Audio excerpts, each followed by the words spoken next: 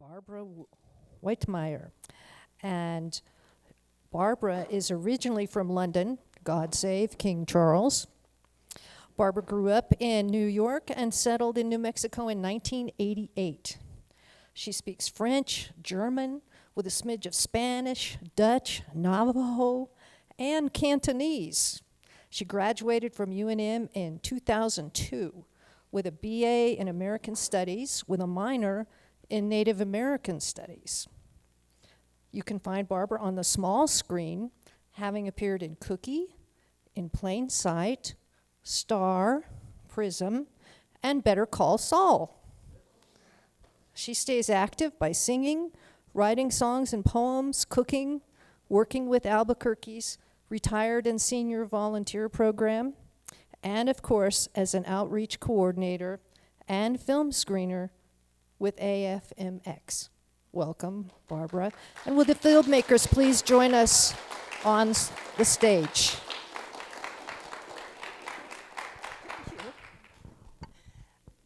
Guatsi Hopa and Yate and Keshi and all those other wonderful native languages. And one of their main languages is, of course, food. So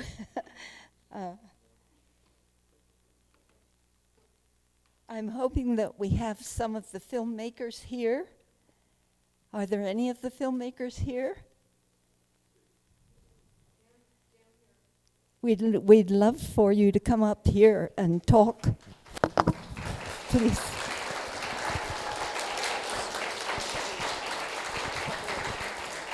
Okay, this is Ryan RedCorn.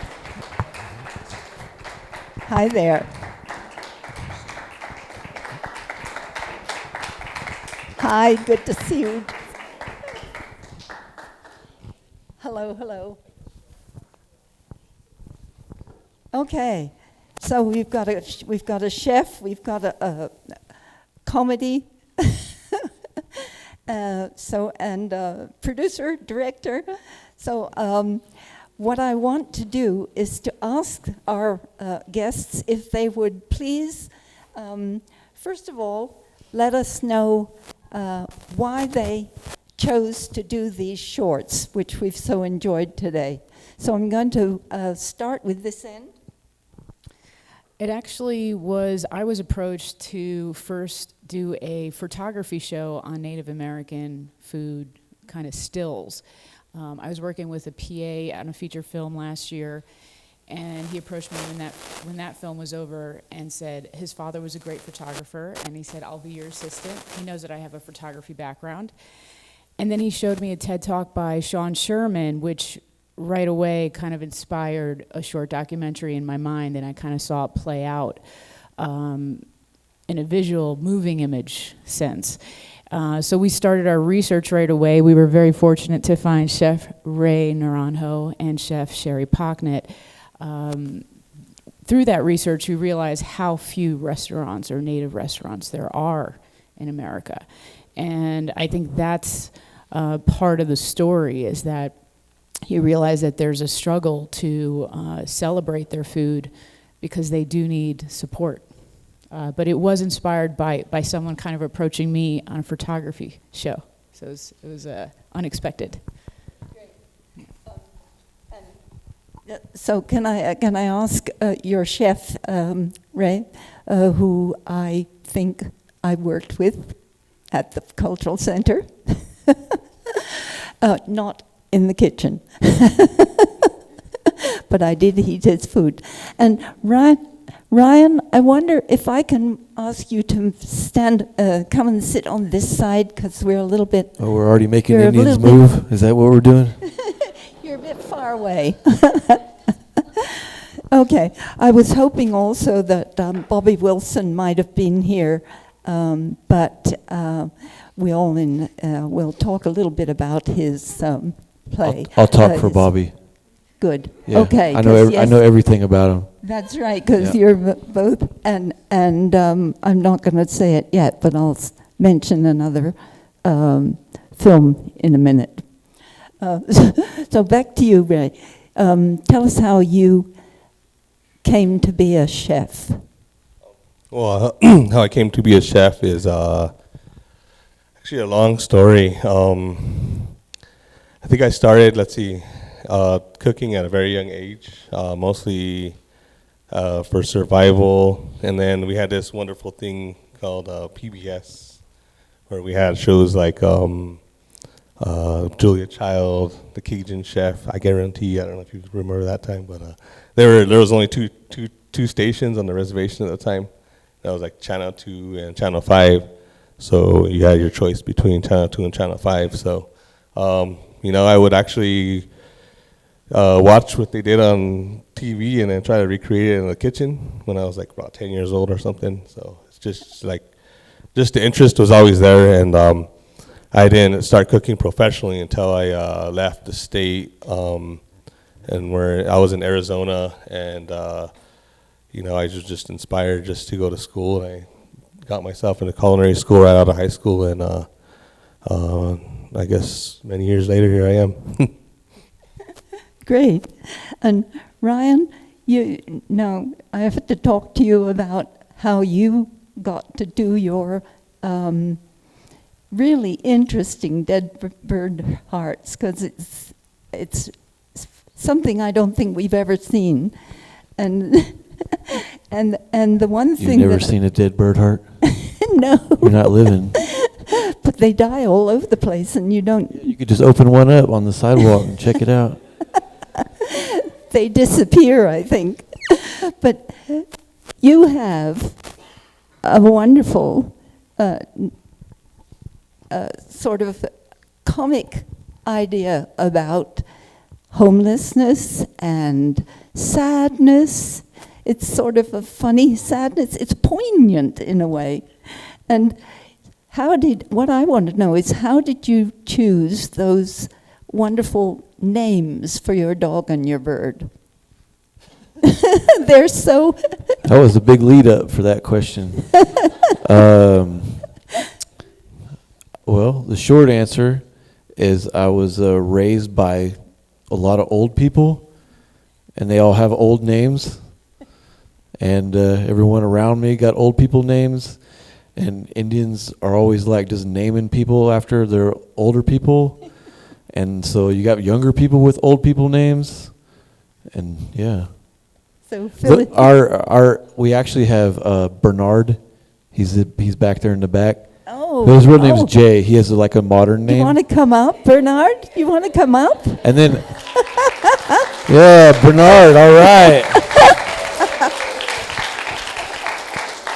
And then,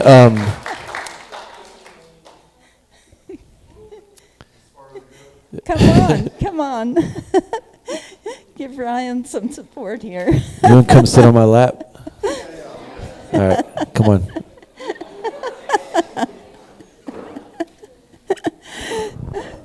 Oh, great. Because what I noticed, and I wish that Bobby were here, because if you remember the big mural that he painted. Oh, yeah, I remember it. And the woman with the shopping cart was wearing exactly the same bird-headed hoodie that Dustin was wearing. Oh, no, that was, Dustin was the boss. The bird was just the bird. But yeah, it's the same. But they had... Yeah.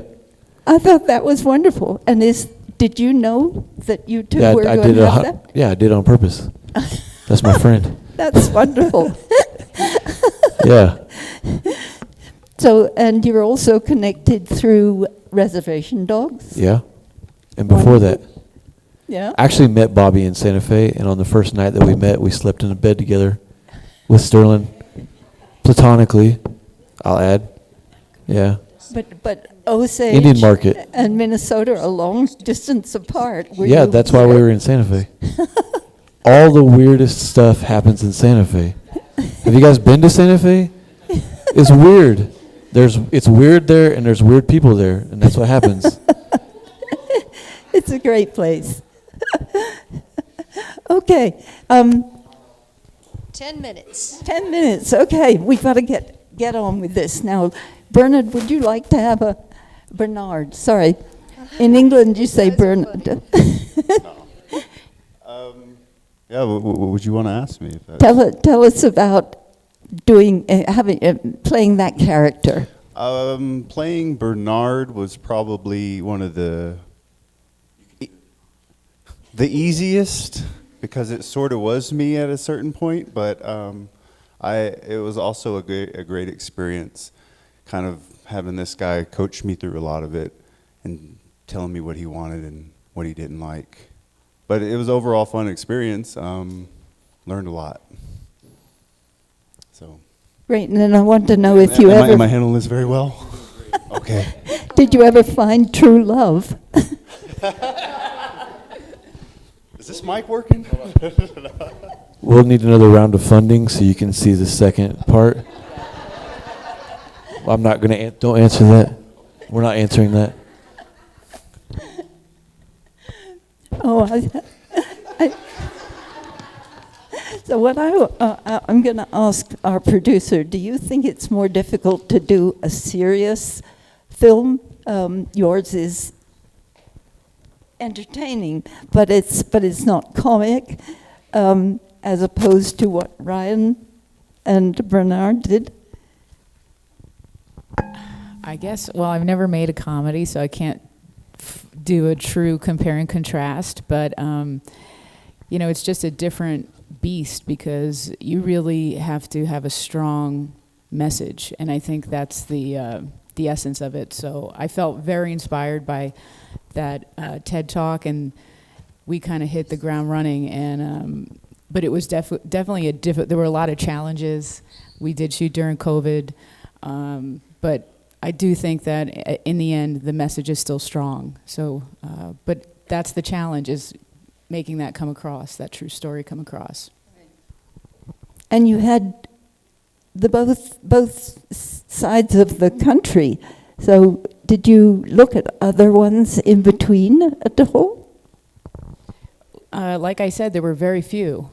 So the only Chef Sherry's grandfather, I think, was the only restaurant on the East Coast, native restaurant on the entire East Coast in Cape Cod.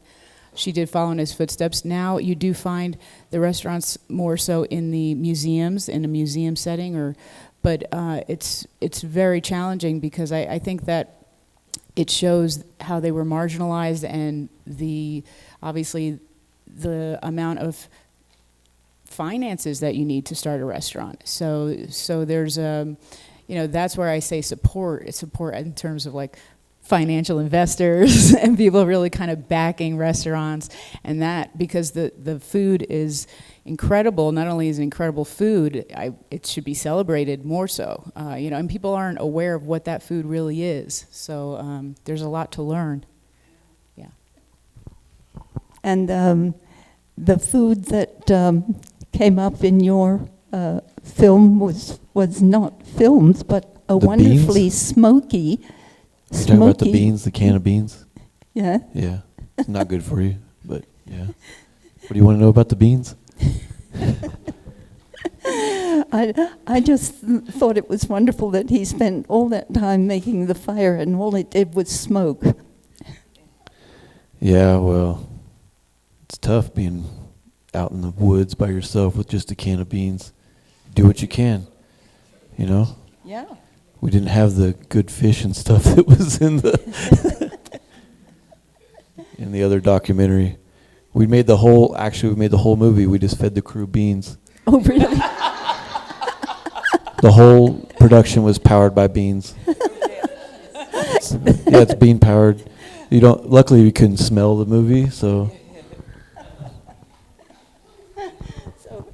Ray, what's your favorite bean to cook with? My favorite bean to cook with? I'm not sure. We'll go with canned beans. So black beans. I said we'll go with canned beans. And do you ever cook with Anasazi beans? I love to cook with Anasazi beans. It inspires a story about how the bean was actually revived. So it was a pottery that was found in Mesa Verde, and they took the bean and they grew it, and it actually grew. And whenever you eat an anasazi bean, it was actually not produced for like maybe hundreds of years before it started being reproduced again. So there's your bean fact. Great, and still a good taste. You know, are there any questions from the audience?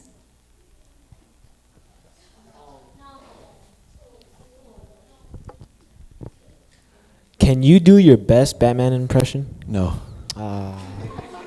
I was really hoping that was going to be an Anasazi bean question, though.